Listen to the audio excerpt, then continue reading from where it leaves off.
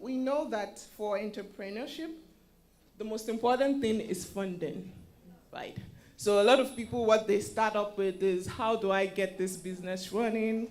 What do I do to scale? So um, access to funding can feel often out of reach. So for you and for Black immigrant women that you've experienced, what would you say you've used to level up to successfully fund your venture? Thank you so much, and good afternoon, everyone. Thank you for the opportunity. Personally, for me, I will just speak to my experience, how I started my businesses. My first business was in about 2005. And how I funded that business, I was a very, very young graduate. I studied accounting.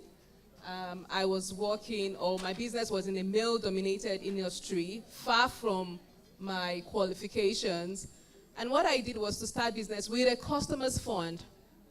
Yes, there's actually a principle called OPM, other people's money. So you can literally leverage your customer's base to start and fund your business. As an entrepreneur, what I usually tell people, whatever your product is, whatever your service is, you can package it so well that you will have people pay you upfront. And when they pay you, you can use that money to invest your business and make sure you deliver. Make sure you deliver. That was what I did to start my first business. I used the customer, paid me 60% upfront, and immediately I imported the materials from South Africa, delivered the solution, and I reinvested the profit back into the business. So you can use your customer's fund. You can get, of course, the banks will tell you, because you just started a business, they won't give you all those funds. But yes, there are means at which you can, fund your business. Awesome. So OPM, if you are a business person and you're leaving this place, remember, you have to leverage OPM. And of course, you have to deliver value as well, because people won't just give you money the next time if you don't deliver value. And I know that here we are here in Canada, and there's so many opportunities that can also be leveraged. And I would say that I would like to call Priscilla to just shed insights on how entrepreneurs can also enjoy grants here, just to be a build up to that question. So, Priscilla.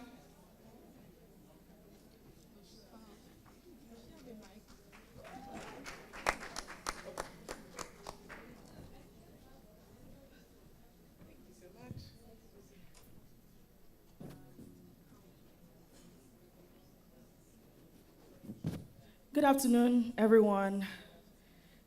Okay, you said I should climb on the stage. Good afternoon, Maz. Good afternoon. Good afternoon, Maz. Okay, wow.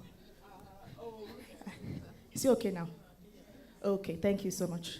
So how can immigrants leverage grants for their business?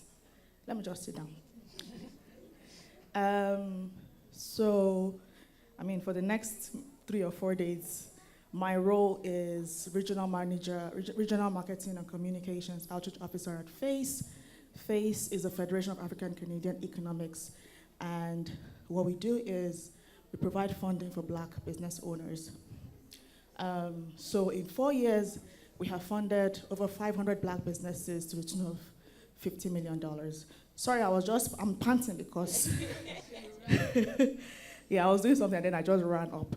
Okay, so grants. I know FACE provides loans, but the question is about grants. Right now, if you're a business owner, I think Google ISED, ISED, I don't know if it's .ca, but just Google ISED, go to their website, Business Benefits Finder.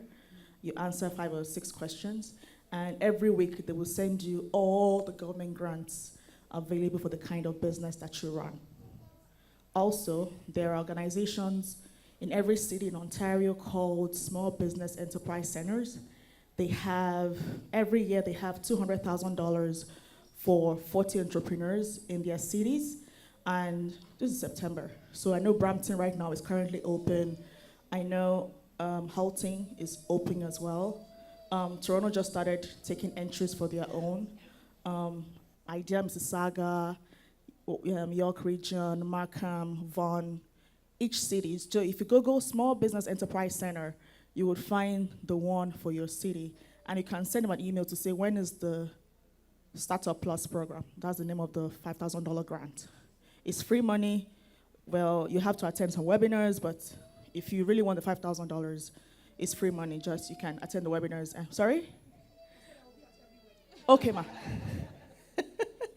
Yes. So those are like the two government grants that are available for entrepreneurs. And so a lot of people say, oh, government is being performative by doing stuff for the Black community. I don't really care why they're doing it.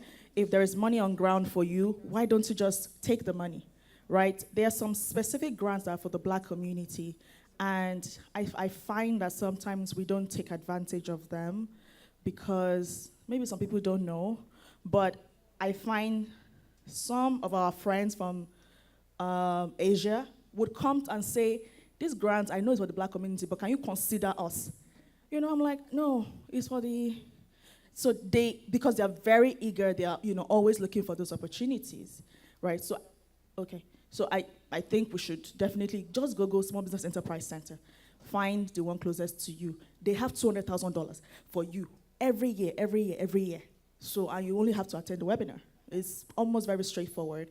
Also, there are quite a number of organizations.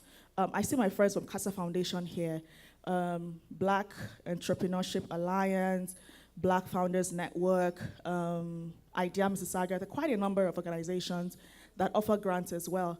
Actually, right now, my organization today, is giving away $200,000.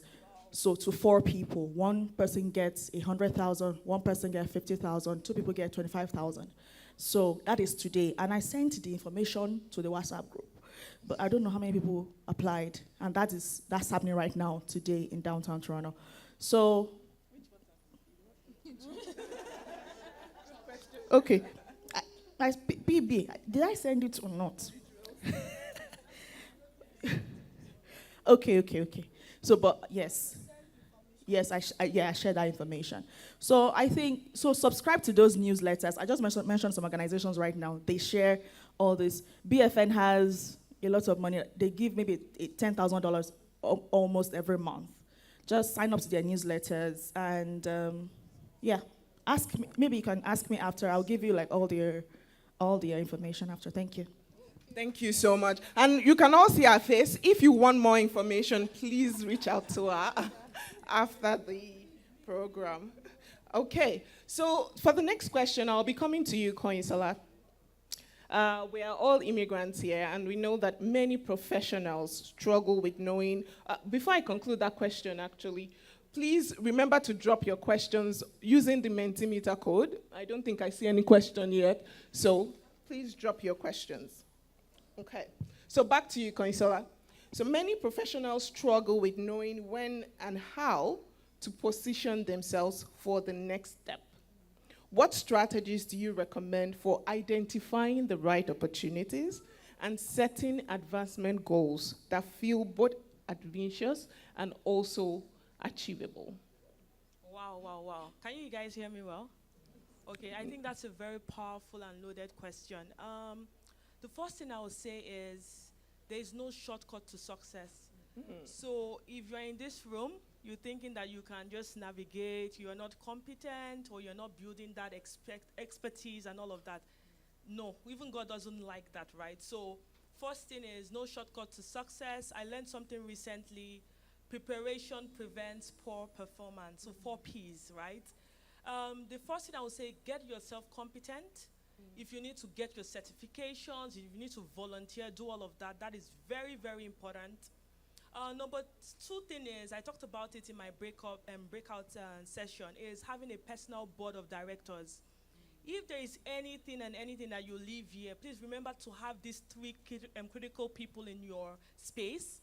Number 1 is a sponsor, right? And I'll just quickly define that. A sponsor, a sponsor advocates for you in rooms where you're not present. You cannot be everywhere. It's only God that is omnipresent, right? So so everyone has a brand, right? The question is, what are people saying when you're not there?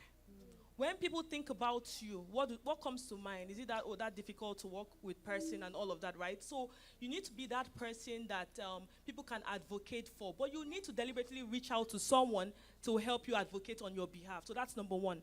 Number two is a mentor. Someone might ask, so what's the difference between a mentor and a sponsor?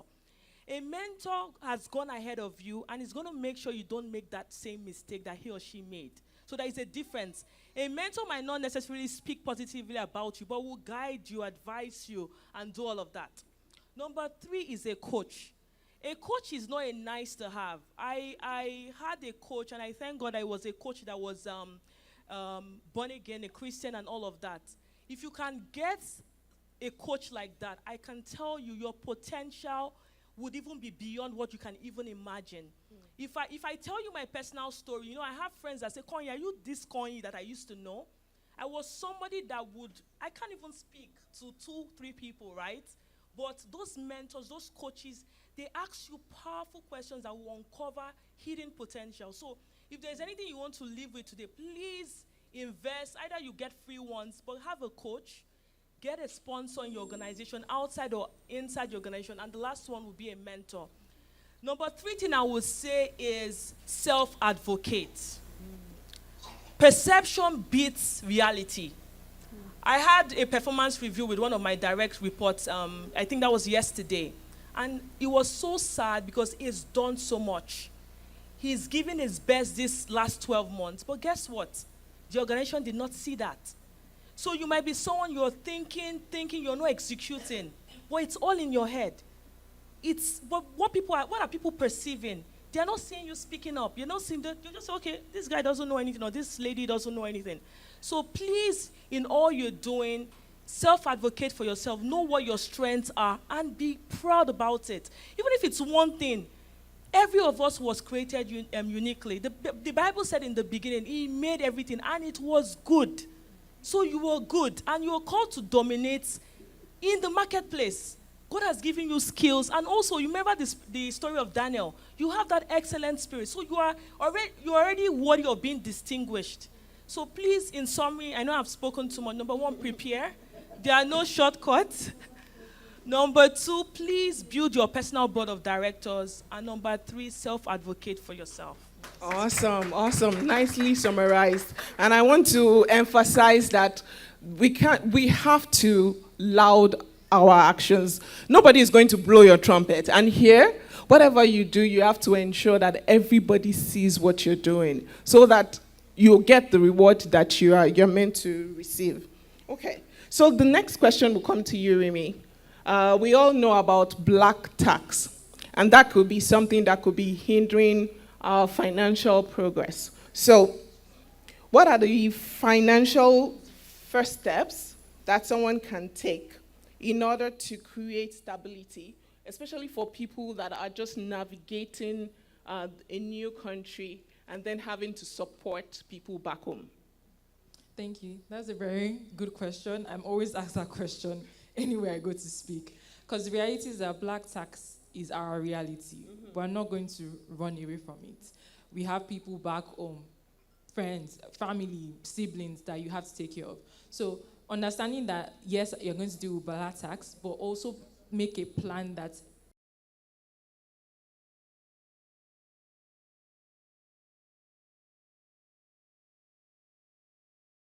before you even start to deal with black tax, you have to have a foundation for it to help somebody. You cannot be in debt and be sending money back home. You are suffering back here, but they are enjoying back home. That is wrong. So the first thing is, first of all, ensure that you have your balance. So when it comes to setting your goals, have your emergency fund. Start to save, start to invest, start to build wealth.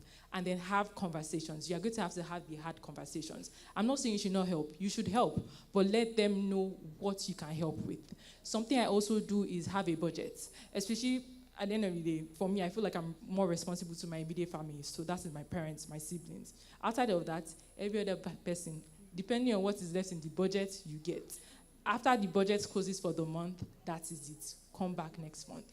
So that's one thing that I've done in my own life. I have a budget for everybody I know my family, what I'm sending to them, my siblings, whatnot. After that, any other extra person, it is if there's a budget for it. Another thing, when it comes to even borrowing money, because we tend to do that a lot, I only borrow the amount that I can give out. Once I start to find that this money is more than my power, I'll say, this is how much I have. I'm so sorry, I cannot help you further than that, but take it.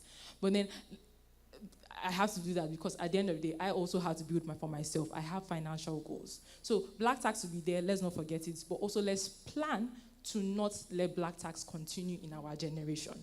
And so for you to do that, is you also need to start to save.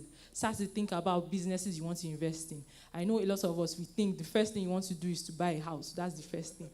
House can be an investment or not. If you are living in it, it's probably not an investment. So start thinking businesses, laundromats. There's so many businesses. There's one, I forget the one where you buy for something. Vending machine. There's so many businesses. Just Google. Even parking lots. You can buy a parking lot and be earning from it. There's so many things that you can think about when it comes to businesses. Then second of all, invest in the stock market. I know we tend to run away from it, especially as women. The statistics on women investing is very, very low. But the funny thing is that we are all better investors than men. Because we are all more... We're emotional thinking, you think before you invest. Men just say, this is what is popping, hot stock, let's buy. And they move on.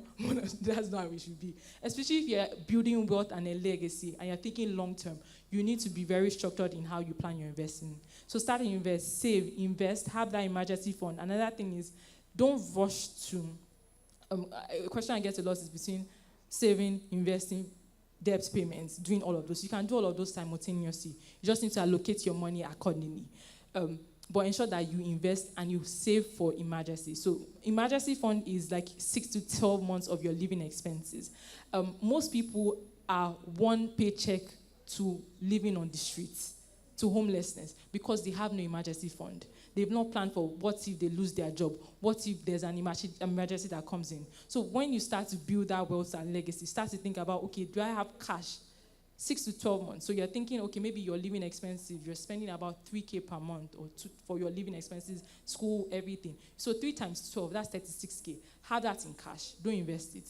It will make a difference. It's there for emergencies. Then the remaining money, you now need to invest it. The stock market, ETFs are a good way to start. You don't need to buy individual stocks. I like to buy individual stocks, but that does not make a difference. I've seen people that, on average, they're just buying 1 or 2 ETFs. They built $1 million portfolio. Another thing is also knowing about your money. How many people here can tell me on ballpark what their net worth is? Very few hands. You can't be a steward of something you don't know about. So if you don't know about your money, what are you even trying to build upon? So that's another assignment I'll give you. Go and look at what is in your portfolio. What is your net worth? How much cash do you have? How much savings do you have? Have a spreadsheet. Put it down. Be like, okay, these are my numbers. This is where I'm trying to reach. And plan it. And then when you know where you're trying to reach, that's what will help you know the plans you need to do right now to get there. Awesome. Thank you so much. Let's give her a round of applause.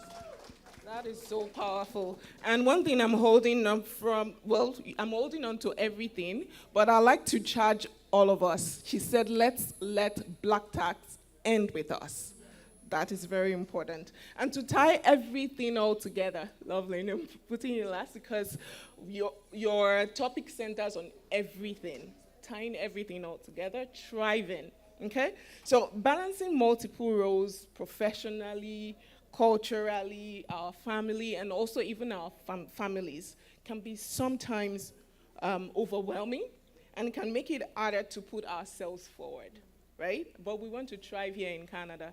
So what practical ways can women put themselves forward and also increase visibility, build strategic alliances, and expand influence, but also without feeling inauthentic and overextended?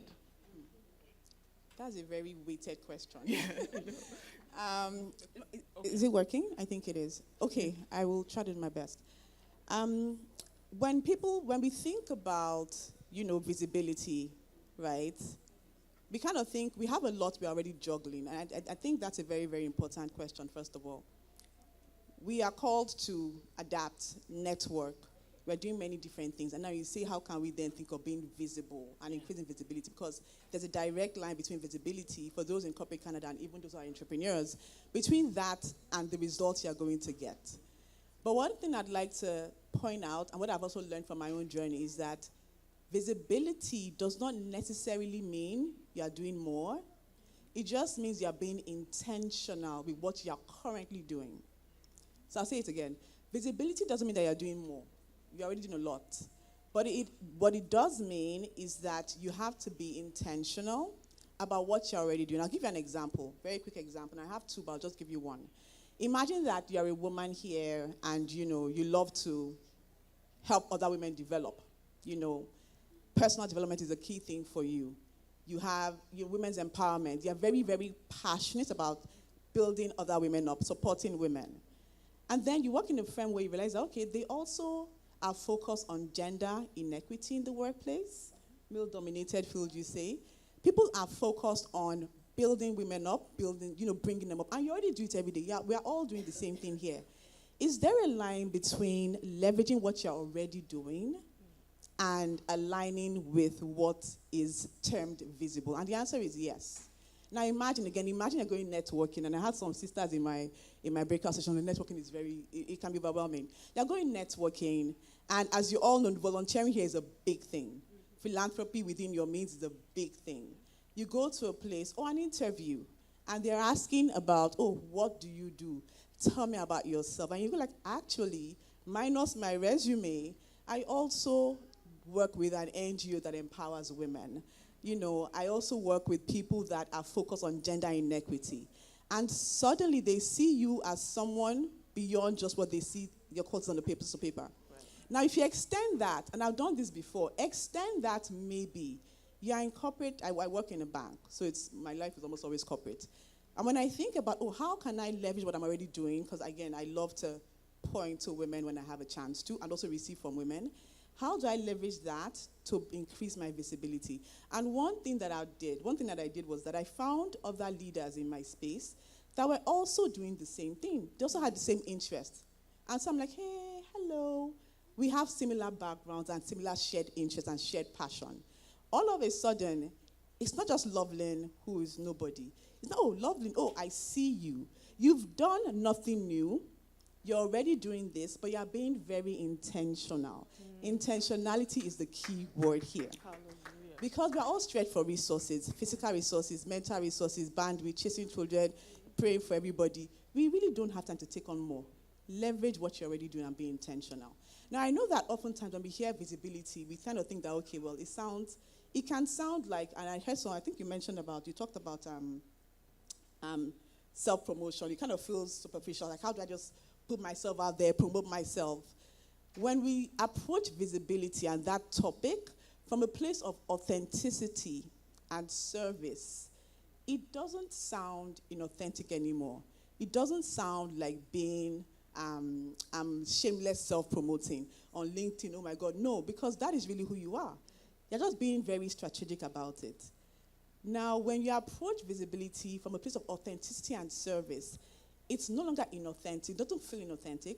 But what it actually is, it's stewardship for the gifts that we have been given. Let me say it again, because for me, when I was articulating my thoughts about this, I'm like, okay, wait, visibility, networking, career, it just feels a lot. But how about, this is something I already do. It's a purpose-driven instinct for me. Sorry, excuse me. And when I think about approaching that from a place where it comes naturally to me, I'm being a great steward of the gifts that God has given me. So I'll encourage you that when you think about service, when you think about increasing your influence, where you are, where God has planted you and where God has placed you, be intentional about it. Approach it with the mind of, I want to add value where I'm serving, and I'm going to be authentic. And at that point, what we are doing is creating a very, very, very fertile ground for God to help us expand our influence in the right places, right? So you are doing all this work, and Paul said it best. I plant, Apollos waters, but God gives the increase. And that's how I like to think about visibility. Woo. Is anyone blessed? I am. Unfortunately, we are out of time. We were hoping that we'll be able to take more questions, but we are really out of time. So I want to sincerely thank all of you, our speakers, for sharing your wisdom and your experiences. We appreciate that. And I would like to charge us, the audience as well, to know that self-development is not only a physical thing, but also a spiritual move. We've been poured into with God's fire. Let us also take steps to ensure that the glory within matches the fire without. So not just by words, but also action. Thank you, everyone.